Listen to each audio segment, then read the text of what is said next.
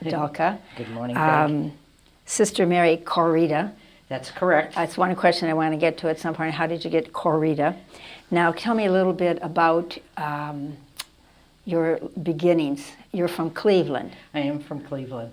And my father, I think what was neat about our family was my dad's side was from Czechoslovakia. My mom's side was Bohemian. Oh. And we're not really sure whether my dad was really born in the United States because their family went back and forth all the time. And some were born in Czechoslovakia and some were born in the United States. My mom definitely was born here. However, we grew up in that kind of a culture. They would speak the language because they could understand each other. Of course, we couldn't. You know how that is, so the kids don't know. But we had all the traditions. And in fact, I tell everybody kind of as tongue-in-cheek, but it was somewhat true, that we didn't even know that children celebrated birthdays till we went to school. Because we celebrated feast days. And our feast days were around, like mine is in March, so that's how I got Patricia, that kind of thing. But anyway, so, of course, as young people, there were 6 of us, kind of, 5 at that time, shouting out, I want to be American, I want birthdays like everybody else. So we kind of grew up with this culture for all the feast days and all that kind of stuff. The other thing that's probably is prominent in ours is that we celebrated St. Nick's. That was our Christmas. Now, maybe my parents were very clever on knowing that if you only hang up a sock, you won't get too much. They don't have to give too much. But on December 6th, that's when we hung up our socks and put out the milk and the cookies, that type of thing. That was our Christmas. And then, so on the actual, what we call now Christmas, we just, went and got a tree, and we kind of just exchanged names and gave gifts. So it was not as prominent as it was to most families. So interesting. But anyway, my dad worked really, really hard. Wanted us, his goal was to be independent. He wanted all his children to be able, because he had a hard life being here. And so that was his goal, which had a huge impact on each one of us. I think you could put any one of us out on the street, we could probably make it because of, we had to pay our own things. We had a family kind of a business. It was a newspaper. And we had it was a Cleveland Plain Dealer, 5 o'clock, 5:30 in the morning, over 300 customers. You were paper deliverers. We all did, yes. My dad would drive the car, never stop. We would be standing on the little, what do you call those, running boards, and you're giving your age away, those running boards. Well, yes, I know. Well, this was way, way back. Yeah. And I was a little kid though, but I would, run. Everybody had their own house, so he never stopped, and you just jump off and run and do the. But what he was doing is that was our money. So they never gave us any extra. That was our allowance. We had to earn it that way.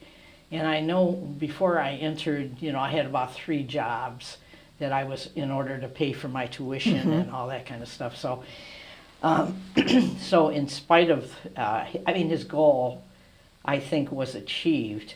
Maybe not in the easiest way, but so that was kind of. Then I had 3 older brothers.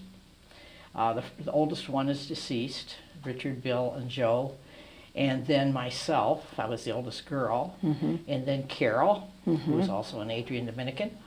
And then my youngest sister, which is like about 9 years after Carol.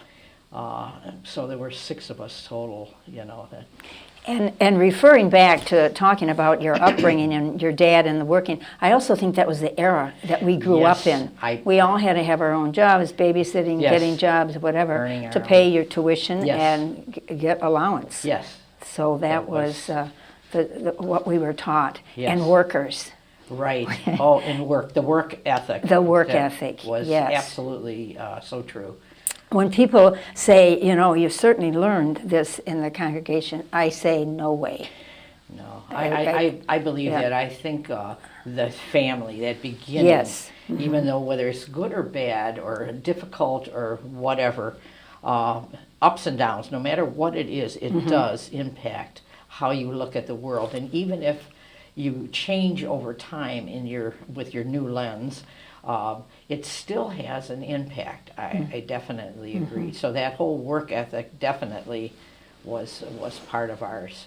All right, now your schooling. You went to school in Cleveland. I see you went to Holben for high school. Yes, I did for high school. But my grade school, we were just moved out to a suburb, Warrensville Heights, right next to Shaker Heights, if you know.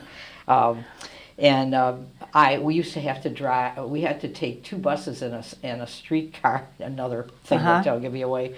To get to it, it was St. Cecilia's on Kinsman. So that's where my first 4 years, I did that. And to just give you a little idea of who I was personally, I went with my brothers the first day.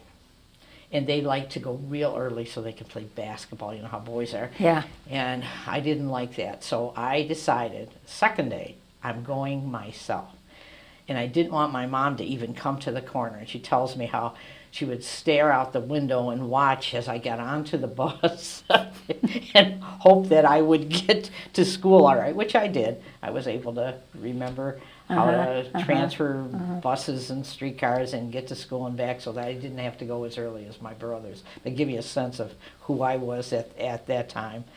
But we were founders of the parish St. Henry's, which we know now. And so I started 5th grade there. Okay. And so I did those, and that's where I met Sister Marie Elizabeth, who was my sponsor.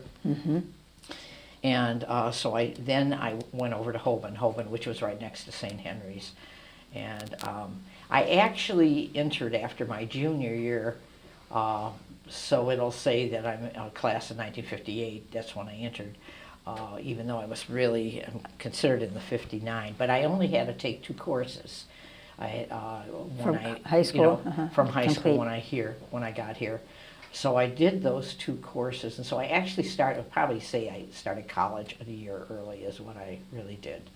When did you decide that you wanted to be a sister, whether or not it was an Adrian Dominican, but when did that first enter your I would say mind? When I was still in grade school, I used to walk. We walked to the church, it was a couple miles, and I started going. My mom was very spiritual. It was that family, probably the same here, where everybody said the rosary together at night, and when we had to do that. But anyway, I think I developed a beautiful relationship with the God that I knew then, and I would walk to church. I think I liked the contemplative part even then, just the quiet and kind of that kind of a feeling, of just being with somebody. But I started, I think, in my probably 7th, 8th grade years, and then when I got into Holben Dominican, I really, that's what I wanted. Even though most people would say you'll never make it or they'll never keep you or whatever, that type of thing. But, and I write down, so I tell people that journey, that I made that trip to Adrian was probably, that changed my life forever. Because when I entered in 1958, it was June 28th, I didn't know what I was going for. I didn't know what it was really all about. I didn't know where it was going to lead or what it was really going to do. Did you have religious in your family, nuns and priests? Okay. But the thing that was interesting, don't forget this is pre-Google era. Right. So therefore, I was so influenced by the sisters that I had at Holben Dominican and even at St. Henry's, but Holben as you're a young person. I wanted to be in a group that made a difference in the world. And that's what I saw. I saw not only their joy, but their compassion and their passion for what was right. And so I think that's what really moved me to do that. So I took this trip not knowing what in the world was going on. Which but sister actually, inspired you the most, or inspired you, maybe not the most, but that you recall in high school? Or? well, Marie Elizabeth was my, Great. okay, and so I would say probably there, and Noreen George, who is one of my math teachers, I tease her all the time, because of the joy. I mean, Yes. that I would say that was but there were so many at that time, but that would definitely, she stands out as being somebody that just feet on the ground, Good. but very compassionate. You know what I mean? So I would say a lot of those sisters, but that bigger sense of the world. You know, not just where you're at. That's what I got from it, and that's what I think I wanted to do something there. So then your journey to Adrian. You So started. my journey to Adrian, and I'll say just this: my dad, one of our family things was golf. My dad, he was a golfer. He was not just a golfer. He was a caddy master for 15 years at Canterbury, which was on tour. So in our house, we had this walk-in closet that had clubs galore, you know what I mean, and stuff like that he was given. And then when the war came, he had to give that up. He also worked with people. He worked at another golf course with people like Arnold Palmer. Wow. He wanted to go on tour, but the war came. He had to give that up, and he went into a safety clothing and equipment factory. He was a foreman. Now, of course, in those days, they didn't have any protection. Eventually, that is how he died, because of the asbestos that was in his lungs. But the reason I'm saying this is the day I entered, he drove me. Now, it was a difficult decision for the family that I was going to enter. They're trying to, am I sure that I am aware of exactly what I'm giving up and what life and all that. They were very good that way. But my dad drove me, and it wasn't until quite some time after that I realized, because he drove me in when he was told, not to, he'd lost his job. And for a person, again, we talked about the worth of, he did many other little jobs to try to care for the family. But I didn't know that he didn't want me to know that till much later. And but he did. He finally got a wonderful. He did the finances for the Department of Transportation in Ohio, doing on different roads that they were constructing. So he did finally get a good job. He was really, both my parents educated themselves, and I think they went as high as the 8th grade. But so he did that. But then I entered. And I never have looked back, really. And I just am so grateful for all the experiences that I've had. So you had Margaret Phillip, and you had Margaret Patrick Phillip Jerome. and Patrick Jerome. Yes, Okay. I did. And I'll tell one funny story with Patrick Jerome. It gives a little bit of idea of our family. We never did really give gifts and stuff like that. Well, anyway, at Christmas time, I had gotten these boxes, so everybody's opening up their boxes and all this, these little gifts. Right. And so I'm opening mine up, and I got like a belt or handkerchiefs or stuff like that. And I thought, I don't really need this. So I would go to Patrick Jerome and say, this is me. I turned this in for the common good because I really didn't need it. And of course, she would tell me, oh no, I think it would be good. It would be nice. I think you ought to keep it. And then Carol Bolin, who is in my crowd, who worked in that common, whatever we call it, that common closet, said to me, well, you know what? You didn't get any gifts. So we decided that we would wrap some and give some to you. But it was typical of my family. That was never part of our, giving gifts and stuff like that, except, at home during those special days. Did you celebrate your birthday when you got to Adrian? Celebrate it, it meant you didn't have to do any housework. Yeah. It meant that you got your favorite food, dinner, meal. Yeah. And whatever cake, But that was it. I mean, it was not. We did not really we're not this gift kind of a thing, you know, you did those kinds of things. So that's pretty much the way we celebrate. And then you made profession and were sent, did you go out right away? No, I didn't. And actually, I worked in the bakery, and my junior had gotten sick. So when I started studying, I had stayed in to study math and science. I was in math and science, so we stayed in. And my junior got sick, so I had to go back into the bakery. So now I was in the bakery and also trying to learn, which was quite difficult for me to do both. But I stayed in and studied, and then I went to St. Scholasticus. I was sent there. So that would have been in whatever, 60, I guess. 60 something. Yeah. And so then I was there for 3 years, and it was a big house. They weren't finished building the rooms for all the sisters because it was a growing parish.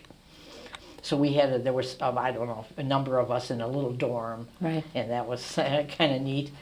But anyway, it was a wonderful spirit. I was so blessed with all those places that I did live. It was a wonderful spirit. And then from there, I went to Ypsilanti, but not at St. John's in Ypsilanti. I worked in Willow Run at St. Alexis.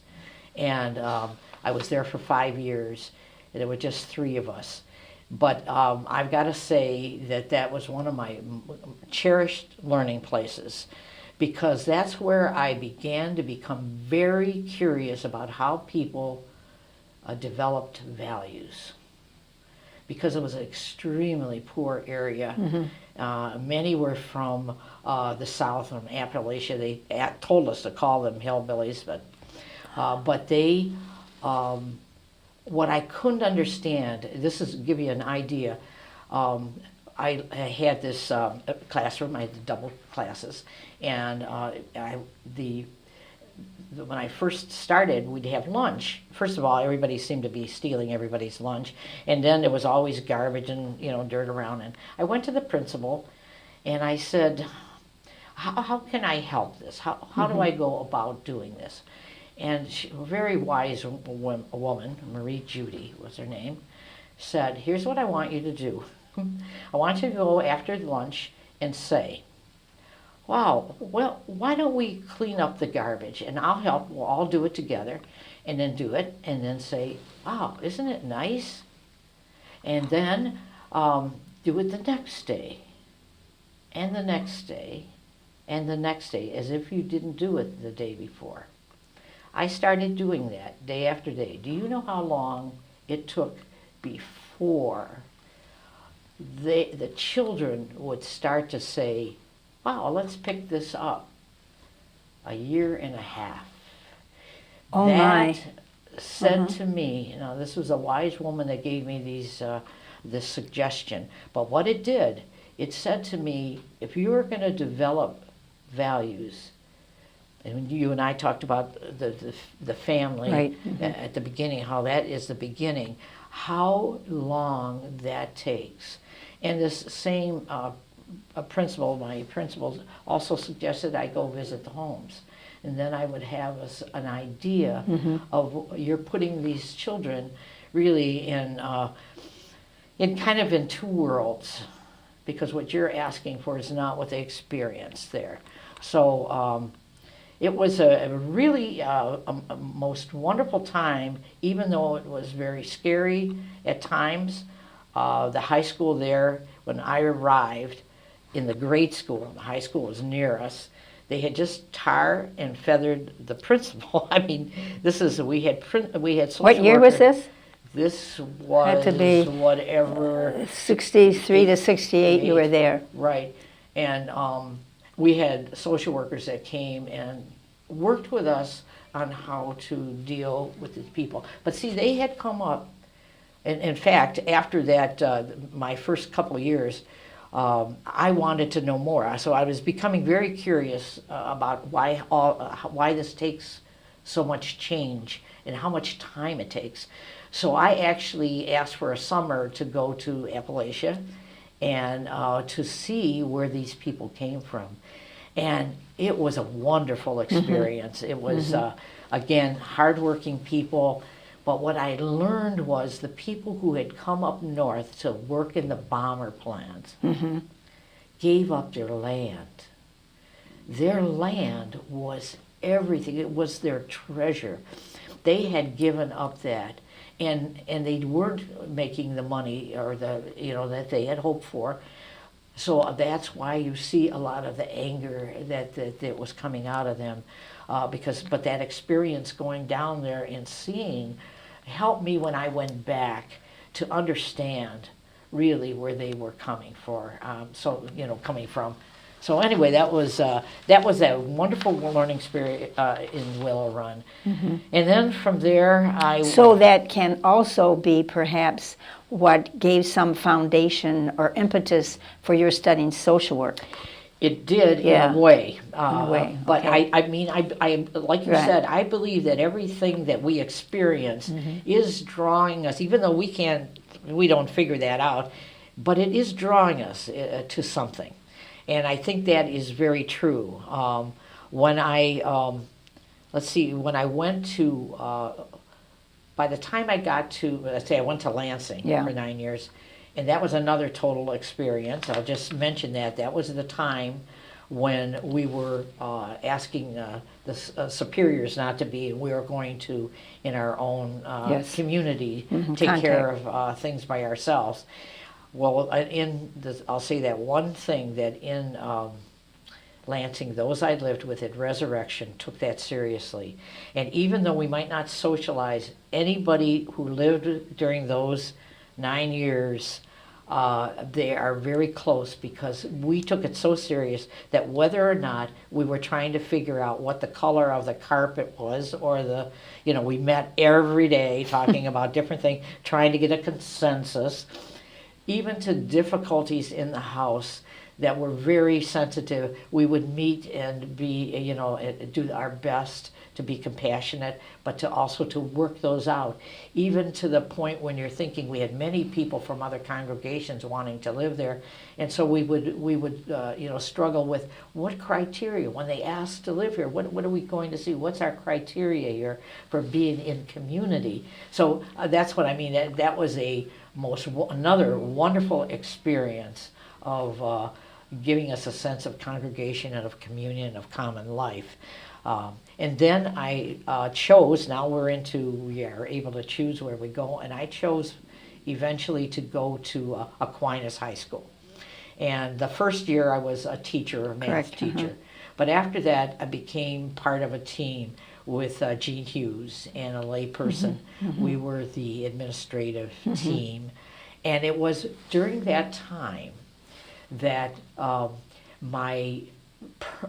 never got a permanent teaching certificate. During the time that I got my education, they didn't give permanent certificates, and that after a certain number of years, you had to get into a degree program of another sort in order to get that permanent.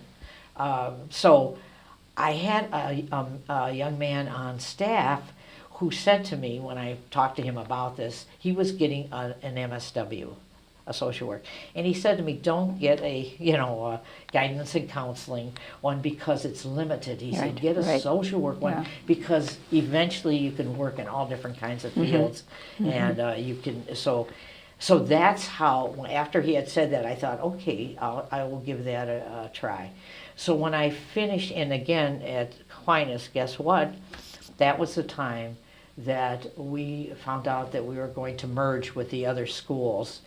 And we had asked all those questions ahead of time. We didn't realize, but it happened.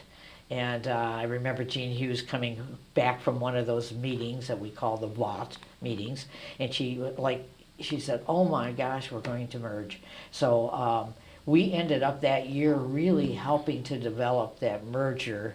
And because at that time I was the curriculum dean, or the dean of curriculum, so I was helping with the curriculum, all those.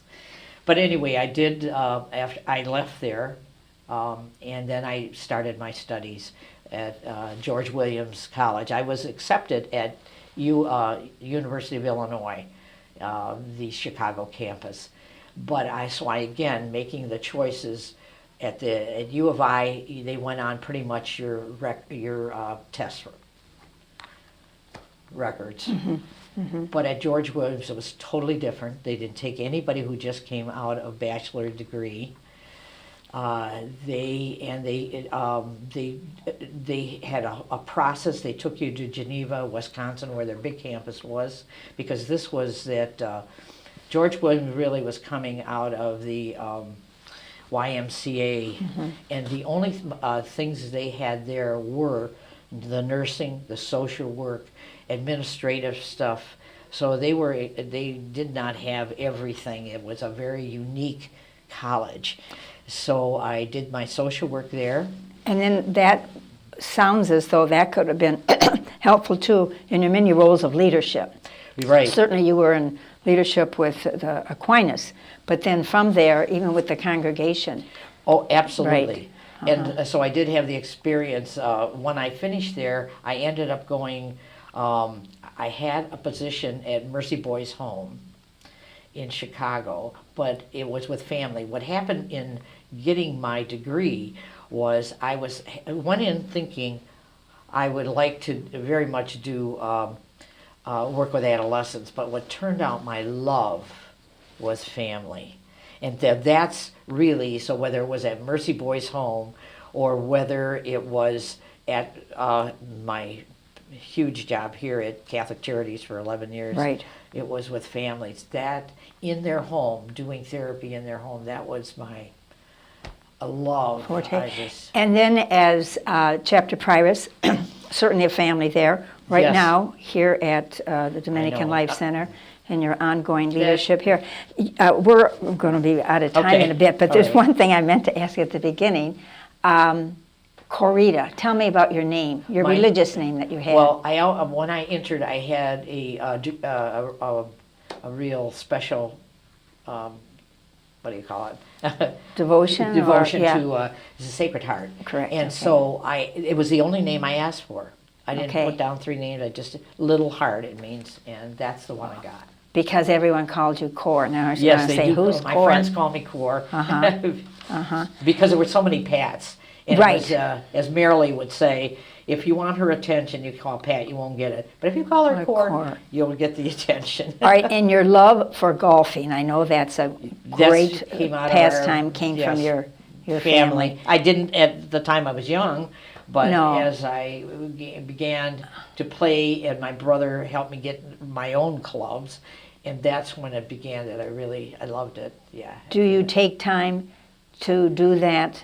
Do you take leisure time like you? Not enough. Yeah, and you need to, as the good social worker that you are, you need to keep asking yourself. And with exercise too. That is something I need to continue to work on. We all know we need something to keep working on. Is there something you'd like to share with the viewers that perhaps I've not asked, something that's... The one thing, yes, my philosophy that I learned as a social worker and in practice. I think the one thing, because it did not come like in a one class, it took couple years to develop this. But the thing that I think I really have learned and has helped me is that one, that all behavior is purposeful. And what it does, why it matches me is because when I see somebody with behaviors that would be far from what I might think, I think if I can learn where it came from, why it's purposeful for that person, then I will understand that person. So it has always helped me to follow curiosity of wanting to know, what is that? And that has really helped me always separate person and behavior. That you can hate behavior but love a person. And if you can understand where that came from, because there's a reason for it, then it would better help you understand the person. So that has been kind of has helped me be very curious about people, which is a good thing. Instead of being impatient, has helped me not be impatient. And which is a process, which you certainly have been gifted, and you're very conscious of that, and you're very generous with your gifts of leadership and your gifts of understanding. and the joy with which you do that. Yeah. But you're not good with taking time out, Right. which you are aware of. My other thing, I just want to add this, is that my other big part of my life, when you talk about your youth and your experience, but the other part is my recovery. I'm a person in recovery, and that is who I am. I cannot say that's not part of my life, because what I learned in recovery, even though it starts very difficult and you're very angry about it at first, but when you learn how, again, it's that one day at a time, it's that you realize what other people are going through, but for the grace of God, so would I be. And it has really taught me the biggest thing is honesty. It is who you are, and to be honest and never to skirt around that. And I think that also has helped in my dealing with people, to just be really upfront. So, well, thank you, Patricia. Cor. Yes, thank you, Cor, so Pam. much. This has been a wonderful conversation. And as a member of the congregation, I also, in the name of the congregation, thank you for your constant yes to many callings to serve in leadership with us. Thank you very much, Peg, and You're thank welcome. you for carrying this on. Yes. Thank you.